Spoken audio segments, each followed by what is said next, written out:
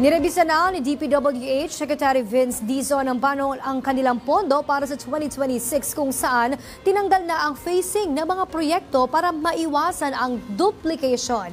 May report si Julian Bunag. Ikinasa na ng DPWH ang kanilang panukalang pondo sa Committee on Appropriations kung saan bumaba ito sa 625 billion pesos mula sa 800 billion pesos.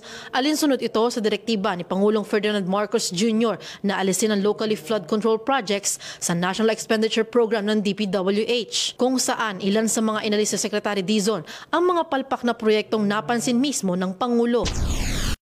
At sa tulong na rin po ng iban po nating mga honorable members ng Kongreso who have brought these issues out in previous hearings.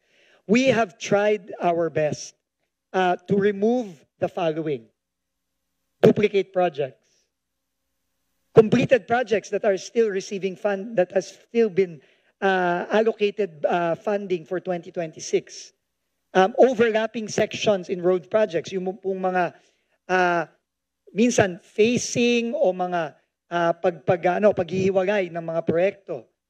At hindi na rin po natin pinayagan ang mga projects na minention na rin po ng ating Pangulo at ng ilang na rin pong miyembro ng House of Representatives, yung pong projects tulad ng rock netting, cat's eye, road studs, etc. Para tuluyang masiguro na hindi magkakaroon ng duplication projects ang DPWH, kinumpirma rin ni Secretary Dizon na inalis na rin nila ang napakaraming mga phasing ng mga proyekto.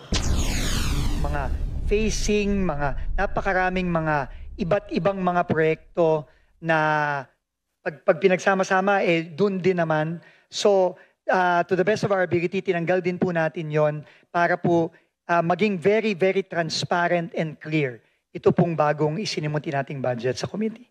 Samantala, ayon kay Cagayan de Oro 2nd District Representative Rufus Rodriguez, tanggap na nila ang tinapyas na pondo ng DPWH.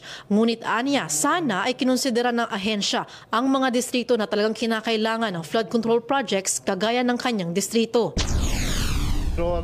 So therefore, I agree that next year we will have none, but can you consider restoring for districts which have been properly implementing flood control, no ghost projects, all flood control are under and always following specifications of the PBWH.